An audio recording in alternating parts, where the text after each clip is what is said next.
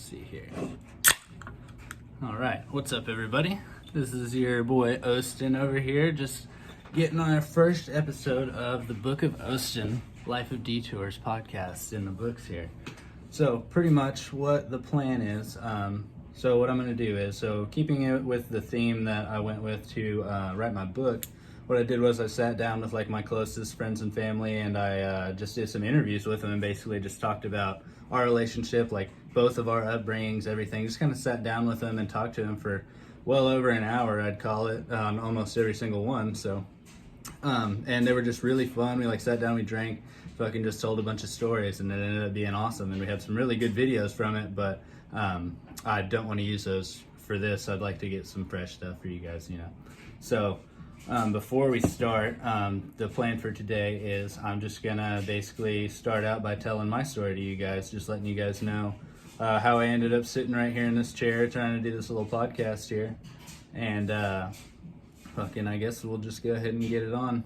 Before I start, I guess I should say thank you to Anchor. They're fucking the app that I'm gonna be using to do this podcast, and they're gonna if I can get 50 people to follow me on here, I can start getting like advertisements for myself and to make a little bit of money off of, basically just kind of monetize the thing. So if I can get 50 of you guys listening, then I can start, you know, trying to make a little bit of money off of it and fucking being able to maybe at a certain point do something like this full time and maybe get to where I can do my fucking second book without having to work all the time, you know? So these are the goals. That's what we're going for here. Also at the same time, I mean, I was talking about the book a minute ago. I got it sitting right here. The Book of Osten, you know, on the cover it says, "I am the product of all my precisely fallen life events." That's a quote from the book. Basically, what happens is the way that we live our lives and all these interactions that we have basically lead us to be exactly where we are right now. And if you change anything along the way, you could end up in a totally different spot and a totally different person almost. So that's kind of what the theme of the book was, just taking like a whole like inventory of all the things that have ever happened. I mean, not all of them, I got as many as I could, but just getting an inventory of all these things that have happened to me and kind of taking a look at them and seeing what they did and like how they ended up turning me into the person that I am today. So, like I said, keeping with that same theme, we'll go ahead and start at the beginning here of how I ended up sitting in this chair here. So, sorry, I had to pause to drink a little bit of that beer. So, my name is Brandon Malcolm Osten. It's actually Austin, but I've always gone by Osten. Just get that out of the way. Brandon Malcolm Osten Metter. And I was born in Wichita, Kansas. My family moved there from Mena, Arkansas. I have an older sister. The oldest sister is Olivia. The two twins are before me, and they were already there whenever I showed up, obviously, and they had moved back to Wichita from Mena. After that came my sister Rachel. And a little bit later, a few years down the road after that, from a different father, came my youngest sister Isabella, and she's dope. But so that's a few years later on down the road. I'll get to that. So basically, we started off living in Kansas, lived there for a little while, moved back to Mena after kind of a falling out between my mom and dad, because my dad had a pretty bad like drinking problem and just substance abuse in general. I think he didn't really care, you know, or like he just kind of did whatever. So he didn't really have like one vice, you know, he pretty much did everything. And whenever mom had us, she kind of changed her lifestyle and he just kind of never did. So that just kind of made it to where she felt like she needed to get away from him to make sure that we were taken care of, and she wasn't taking care of him and us at the same time, which is a hard thing to do, you know. And it ended up, we ended up moving back to Mena. Later on, Dad kind of came and he moved back in with us for a little while.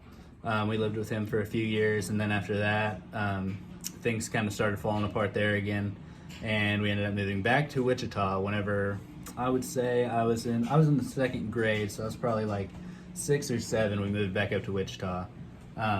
We lived up there, and we got to see my grandma, who lived up there all the time, Reba Hamby. We'd stay with her most of the time and whatnot. We met my stepmom, Nolene, who was a very good friend of my mom's and dad's. And she later on became my stepmom whenever her and my dad got married. So that's stepmom. That's Mama Bear right there. So we ended up moving up there. We lived there for a few years. I went through, I think I came back in I think I came back in third grade, so we only lived there for like 2 years. But in that time, Mom ended up with a guy named Shane, and she got married to him, and that's whenever she ended up having my youngest sister, Isabella. So whenever we lived up there, Shane was, he seemed cool at the very beginning, turned out to be a fucking terrible person, but, that's kind of how it always ends up happening, So we lived up there for a little while, and then things kind of fell apart for them again, and we ended up moving back to Mina into the old house that we used to live in. So Shane came back with us, obviously. Me, my 5 sisters, Mom, and him all moved into this house, and that's where I ended up staying after that. So under Shane, we obviously went to school and everything like normal. He had us take naps all the time whenever he'd get mad at us. Mom had gotten H. pylori, I believe it was, and she had started getting prescribed Oxycontin, and she was taking it pretty heavily at the doctor's orders, and her and Shane started getting real bad on pills. And so at a certain point, it was just to where the house wasn't being taken care of, like they were just kind of walking around in a daze if they were up and around at all. If not, they were just like zonked out in their fucking room with their friends and shit, So we ended up having to take care of ourselves, and my oldest sister, Olivia, ended up kind of taking the reins on that and taking care of everybody. So she basically like took care of all of us. She shielded us from a lot of things that we shouldn't have had to see, and she literally shielded us with her body at certain times whenever Shane would go on his rampages and shit, So she really is the MVP, man. We wouldn't be here without her, I'll tell you that. And poor Mom's just fucking doped up in the fucking room, and it was all basically legal, she got it from the fucking doctors, and that was during the opioid epidemic, that's whenever they were just prescribing them for fucking anything, and prescribing as much as they wanted and having them pay for it, So they were making money off of it. Everybody was fucked up, and everybody was, not happy, but it was working, I guess. So, working with Shane, he fucking would take me out of school sometimes, and we'd go fucking work on this little alpaca ranch down in Mina, owned by Rosie. She was pretty dope. She didn't really take his bullshit that much though, so he didn't have that job for long. But I'd go up there, we'd fucking like run around using the pooper scooper and like fucking checking all their hooves and like making sure they're all fed and that the water was all good and everything like that. And I just remember like little shit like that. And then we ended up losing that job eventually, and then I never went to work with him again. We ended up moving out to this little house out in the middle of the woods. We weren't really allowed much. Like, we definitely weren't allowed in their room, Mom and Shane's room, and we weren't really allowed in the living room that much because they'd be out there fucking around, And me and my 4 sisters, me and my 3 sisters, Autumn, Brittany, and Rachel, all slept in one room, and we slept on this little eggshell, like, the mattress covers. We didn't have a bed in there, and we had a couple of blankets in that eggshell, and we were fine, just sleeping on the floor. Olivia had her own room, which she had basically kind of set up herself, like gotten her own shit, I think. And then Mom and Shane had another room, and Bella would sleep in there with them. So that was kind of the setup that we had going on out there.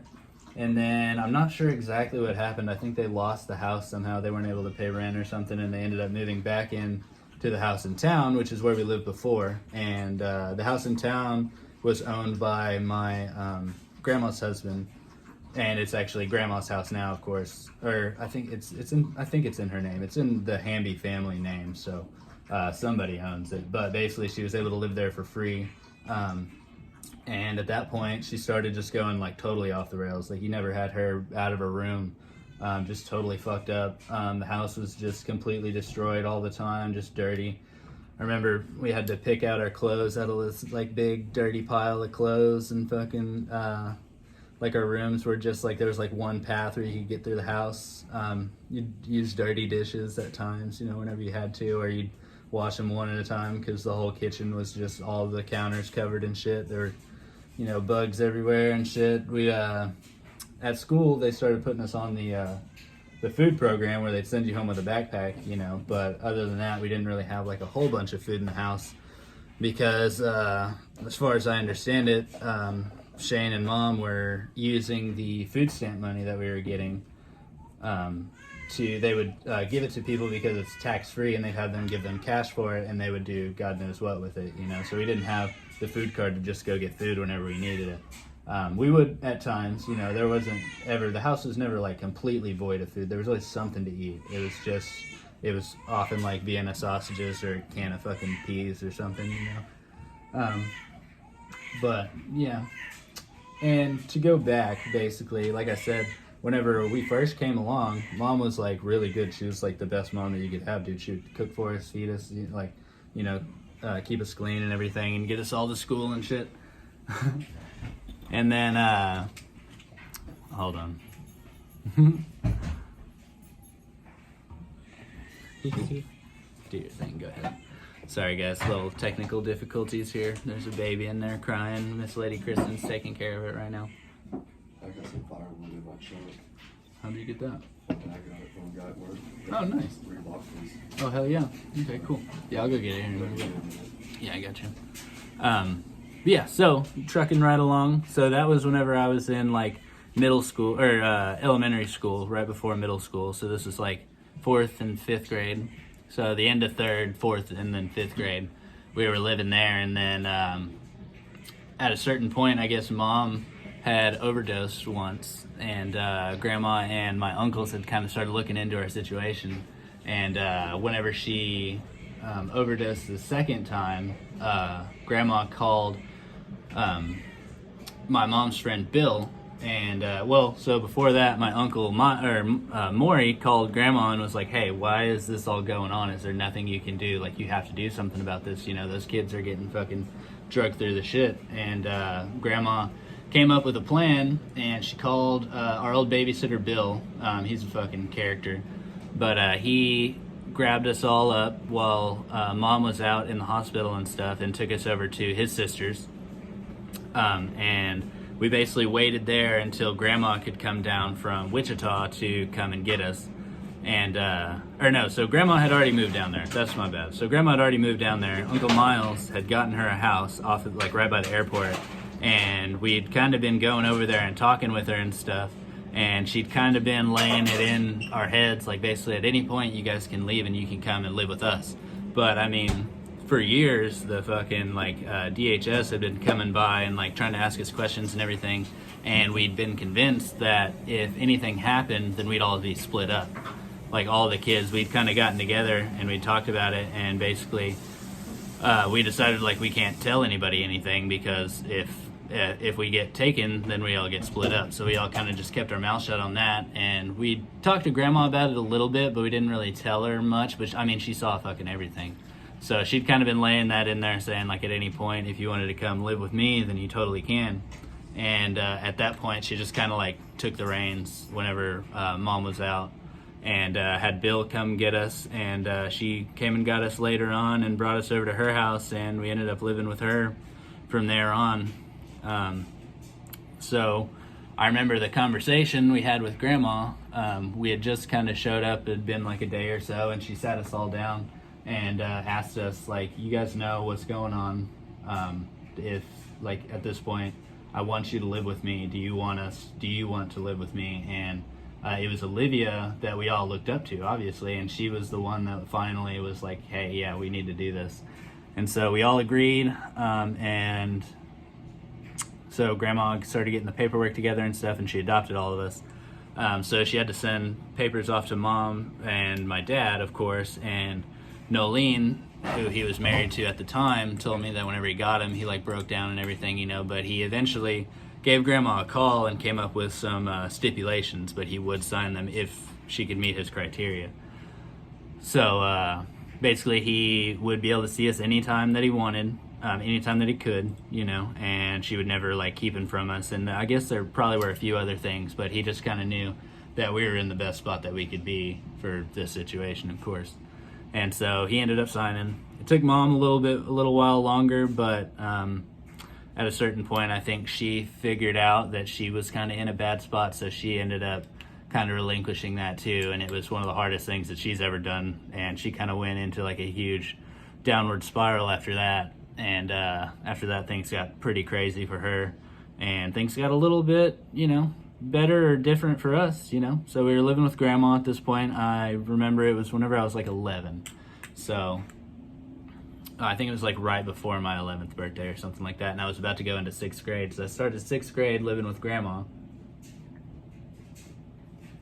and started playing, started in choir, started making friends and shit, and living out at grandma's was nice. We had a nice house, and grandma, basically she had raised her kids kind of the old-fashioned way, pretty strict and just kind of militaristic almost, really, but she kind of tried the same approach but different on us, because she knew that she didn't quite have the same pull, but we hadn't ever had anybody try to parent us before, so we kind of lashed back at her after a while, and that I definitely regret, but at the time everything was just so weird. So ended up living with grandma. She adopted us. This was after, I totally forgot about this, dude. So going back to living with Shane, there was the day I was at my friend's house, and I came back from down the street, and Shane had disappeared. He had apparently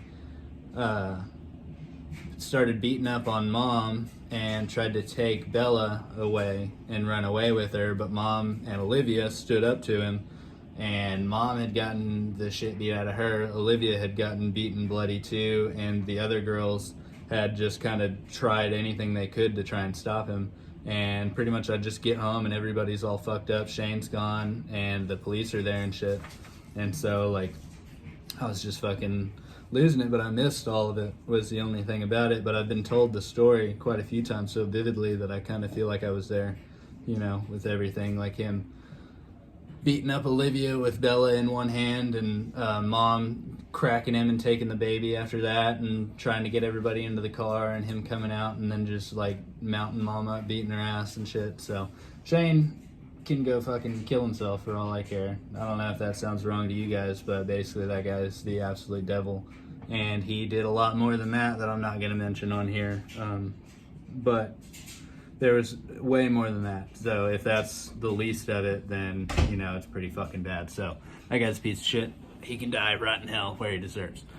So headed back into so I'll just go and say, after that we lived with Mom for a little while, but she was all fucked up, and that was what kind of led to her couple of overdoses there, and then we ended up with grandma. And then so we started living with grandma, and we would take trips, with her, to and from Kansas to go see our family. We'd see Dad every once in a while, and at the same time, my other grandma Dee and my Papa Jerry had been picking us up pretty much every summer, and we'd spend a little bit of Christmas with them every year. So we'd they're a real cute Christian family, they're just two Christian old people, just dope. And they would come and get us. We'd spend time with them, and my Papa Jerry was awesome, dude. Just always singing and having a great time. He passed away last year, I believe it was, and R.I.P. to him. He was awesome. And my Nana's awesome too. She's my dad's mom, and you can definitely tell she's got that same kind of bit of crazy in her that we all ended up having. So she's just she's a trip, man. She's fun. But so that's where we'd spend our vacations most of the time, and grandma couldn't really afford to do that much for us. Grandma's retired, she's on a fixed income and everything, and so she did everything that she could for us. We always had as close to new stuff as we could. We always had new cell phones ish, and whenever we came of age, she had plenty of cars out in the fucking yard for us to use and stuff. So we never had the greatest, the best new stuff, but we always had everything that we wanted. And I definitely commend her for that, for doing that with what she had, And at that, she was already, I think she was 76. No, she was 72 or something whenever she got us, So she's 84 now. That would be shit longer than that. She was 70 years old whenever she got us, so 70 something. And she took care of all of us fucking as well as she could. Fucking made sure we had everything that we needed. And that you have to definitely commend her for. And she's still kind of doing it to this day. But so after that, Mom ended up going into rehab, and she went to prison for a little while. And that was kind of like off to the side of us. You know, Grandma kind of kept us sheltered from that as well as she could. And in the meantime, we're all just kind of doing the high school thing. And I started making friends and stuff, and fucking started playing football and soccer. I'd played soccer since I was in like 3rd grade, you know. So I'd always played that, you know, that was always a little bit of an escape. And then whenever 7th grade came around, started playing football and started making more friends at school, you know, I guess. And then basically it's all just like rainbows and daisies and shit, other than the other stuff, you know. And then we get into high school, and Mom gets in more trouble whenever I'm in, I guess it was 10th grade. I think it was probably the end of my 9th grade year, and she ended up kind of running from the law for a little while, so she was gone for about a year. At the same time, my dad moved back from Wichita. He basically left Nolene and moved back because he wanted to try and make things right with my mom, apparently. And so he moved back, and he talked to Olivia, and she told him, she had just had her baby, and she told him if he doesn't straighten up, if he doesn't come back and be straight, you know, then he's never going to see that kid. And he's kind of started like going back to church, and he stopped drinking as much. He stopped doing hard drugs. And yeah, so we started seeing him a lot, you know, going to like I'd go to the park with him and stuff. And like I'd go over to his house every once in a while, and like we'd chill, and like he'd have a beer, and like he'd roll up himself a little joint or something. But that was about it. And we'd just kind of chill and hang out. And so at that point, so we're hanging out and stuff, and the last memory that I have with him was actually we went to a party together. So we were headed out to this party out in the middle of fucking nowhere at Brittany's friend Rebecca's house, and we picked up my dad on the way there, and he wanted to go, so we kind of stopped, and we picked him up. It was me, I think it was my buddy Dakota, and Dad. We're all driving my car that Grandma had got me, the fucking Sketchmobile. And this thing had almost no brakes. The windshield wipers didn't work. 2 of the doors were fucking held shut with bungee cords and shit. And we ended up driving that bitch out there, and about halfway there, the fucking engine overheats and starts sputtering and like kicking in and shit. And so Dad's just like, we're over halfway there, so there's no way that we can turn around and still make it back. So we have to just go where we're going and try and push this thing as far as we can. So we did that. Fucking engine ends up totally blowing out at a certain point, and so we end up, but we're like 5 minutes away from where we're supposed to be, so we just called them. They come pick us up. We leave the car out there and stuff, and then we fucking partied it out that night, actually, me and my dad. And we went out there. Brittany was out there. I think Rachel was there as well, all their friends. I had this girl that I'd been hanging out with out there and shit, and like Dad totally fucking wingman for me that night. And like at a certain point, we just ended up sitting out in the middle of fucking out in the middle of, like, in this fucking shed, and like we were just sitting there talking, man. Like that was like the best, dude. Like we were just sitting there drinking, talking, and it was like I was talking to myself, dude. It was like just like a mirror image almost of ideas, just fucking bouncing back and forth and just having a great time.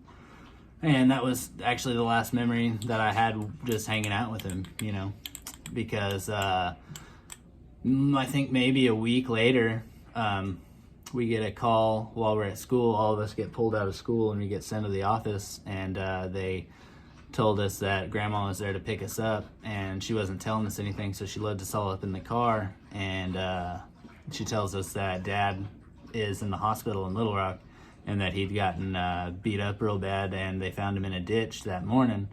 And so they took him up to Little Rock. They had to fly him up there. He was in critical condition, so we all took off up there. And about 3 hours later, we were there in the hotel room. My Nana Dee and Papa Jerry had showed up already, and then all of the kids and Grandma were there. And we were just kind of standing in the room.